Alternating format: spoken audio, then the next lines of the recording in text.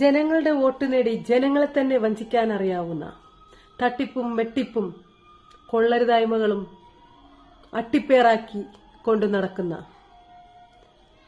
നിരന്തരം മിനിറ്റുകൾക്ക് കള്ളങ്ങളും നുണകളും മാത്രം പറയാൻ പറ്റുന്ന ഒരു രാഷ്ട്രീയ വൈറസാണ് ഇന്ന് കേരള ജനതയുടെ മുഖ്യമന്ത്രി വി ഡി സതീശൻ. പുനർജനി എന്ന പദ്ധതിയിൽ 2018 നടന്ന പ്രളയത്തിന്റെ പേരും പറഞ്ഞ് വി ഡി സതീശൻ പിരിച്ച വയനാട് ദുരിതത്തിലെ ആൾക്കാർക്ക് വേണ്ടിയിട്ട് വീട് പണിയാനായിട്ട് മേടിച്ച ആ പിരിവിന്റെ കഥ ആര് മറന്നാലും ആ നാട്ടുകാർ മറക്കില്ല.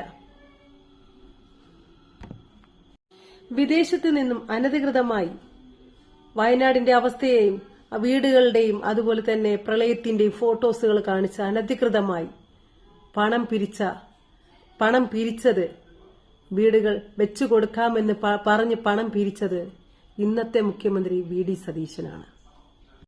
അതിന് സോഷ്യൽ മീഡിയ അതിന് ചോദ്യം ചെയ്തും ഓഡിറ്റ് കാണിക്കണമെന്ന് പറഞ്ഞപ്പോഴും 216 വീടുകൾ നിർമ്മിച്ചുകൊണ്ടിരിക്കുകയാണ് എന്ന് പറഞ്ഞ് അന്ന് എസ്കേപ്പ് ആവുകയാണ് ചെയ്തത്. അത് കഴിഞ്ഞിട്ട് പിന്നെയും ഓഡിറ്റ് കാണിക്കേണ്ടി വരും അല്ലെങ്കിൽ ചോദ്യങ്ങളുടെ മുനമ്പ് കൂടി വന്നപ്പോൾ പുനർജനി എന്ന വെബ്സൈറ്റ് തന്നെ വി ഡി സതീശന്റെ ഇതിൽ നിന്ന് റിമൂവ് ആക്കുകയാണ് ചെയ്തത്. എവിടെ വയനാടിന് വേണ്ടിയിട്ട് സംഭരിച്ച തുക എവിടെ? വീടെവിടെ? വീടോ സ്ഥലമോ എവിടെയെന്ന് കാണിക്കാൻ പറ്റുമോ സതീശൻ സാറേ? ഒരിക്കലുമില്ല.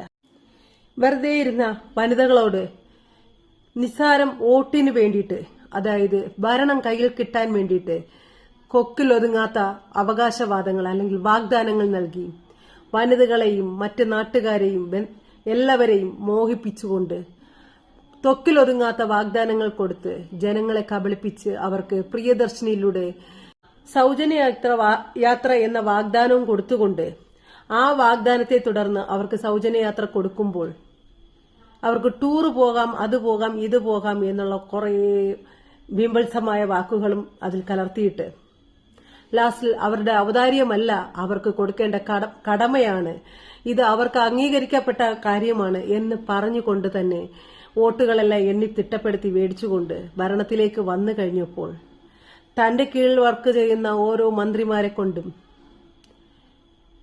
നാണമില്ലേ വനിതകളെ എവിടെ ഒന്ന് ഫ്രീ ആയിട്ട് കിട്ടിയാലും കുത്തിത്തിരുമി അകത്തോട്ട് കയറാനെന്ന് പറഞ്ഞ് CP ജോണിനെ പോലുള്ള മന്ത്രിമാരെ കൊണ്ടിട്ട് തള്ളിക്കൊടുക്കുന്ന ഔദാര്യത്തെ പോലെ, നിങ്ങൾ വെറുതെ നിങ്ങളുടെ വീട്ടിൽ നിന്ന് എടുത്തിട്ട് കൊടുക്കുന്ന ഔദാര്യം പോലെ കേരള ജനതയെ മൊത്തത്തിൽ ആക്ഷേപിച്ചപ്പോഴും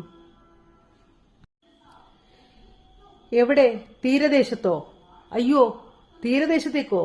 അവിടെ ചെന്നാലുള്ള അവസ്ഥ അറിയാലോ. ഞാനൊന്ന് ചോദിച്ചോട്ടെ വി ഡി സതീശൻ സാറേ, ഈ തീരദേശത്തേക്ക് നിങ്ങളുടെ തെരഞ്ഞെടുപ്പ് സമയത്ത് വോട്ട് ചോദിക്കാനായിട്ട് ആ പാവപ്പെട്ട മത്സ്യത്തൊഴിലാളികളുടെ അടുത്തേക്കൊക്കെ കൈ നീട്ടി ഇറക്കാൻ പോയില്ലേ? വോട്ടിട്ട് തരണേ, എന്നെ വിജയിപ്പിക്കണേ, ഞാൻ അത് ചെയ്യാം ഇത് ചെയ്യാം എന്നൊക്കെ പറഞ്ഞ് വാഗ്ദാനങ്ങളും കൊണ്ട് പോയപ്പോ ഈ പുച്ഛം നിങ്ങൾക്ക് തോന്നിയില്ലേ? തീരദേശമാണെന്നുള്ളത്. മത്സ്യത്തൊഴിലാളികൾ ജീവൻ പണയം വെച്ച് ജോലി ചെയ്യുന്നവരാണ് മത്സ്യത്തൊഴിലാളികൾ. നമ്മൾ ഒരിടത്തേക്ക് പോയാൽ നമ്മൾ തിരിച്ചു വരുമെന്നുള്ള പ്രതീക്ഷ ഒരിടത്തുമില്ല തന്നെയാണ്. പക്ഷെ എന്നാലും സുരക്ഷിതമായിട്ടുള്ള ഒരു ജോലിയാണ് നാം ഓരോരുത്തരും ചെയ്യുന്നത്. പക്ഷെ മത്സ്യത്തൊഴിലാളികൾക്ക് ഒരിക്കലും സുരക്ഷിതമായിട്ടുള്ള ഒരു ജീവിതമല്ല. അവർ വീട്ടിൽ നിന്ന് ഇറങ്ങുമ്പോൾ തിരിച്ചു വരാം എന്ന് പറഞ്ഞിട്ടല്ല അവർ ആരും പോകുന്നത്. ഞാനും ഒരു മത്സ്യത്തൊഴിലാളിയുടെ മകളാണ്, ഒരു മത്സ്യത്തൊഴിലാളിയുടെ സഹോദരിയാണ്, ഒരു മത്സ്യത്തൊഴിലാളിയുടെ ഭാര്യയാണ്, ഒരു മത്സ്യത്തൊഴിലാളിയുടെ അമ്മയാണ്.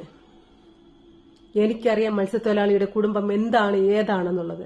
മത്സ്യത്തൊഴിലാളിയെ മുഴുവൻ അടിച്ചാക്ഷേപിക്കാൻ വി ഡി സതീശൻ സാറേ നിങ്ങൾക്ക് എങ്ങനെ മനസ്സ് വരുന്നു? വോട്ടുകൾ ഈ തീരദേശത്തിന്റെ വോട്ടുകൾ മേടിച്ച് ജയിച്ചപ്പോൾ ഈ പുച്ഛമൊന്നും കണ്ടില്ലല്ലോ. കരുണാകരൻ സാറിന്റെ മോനെ, നിങ്ങളോടാണ് അടുത്ത ചോദ്യം. കടലിലേക്ക് ഡെഡ് ബോഡി പോയാൽ കിട്ടാൻ കുറെ നാളെടുക്കും, പെട്ടെന്നൊന്നും കിട്ടില്ല. എന്ത് നിസ്സാരമായിട്ടാണ് നിങ്ങൾ എഴുതി തള്ളുന്നത്?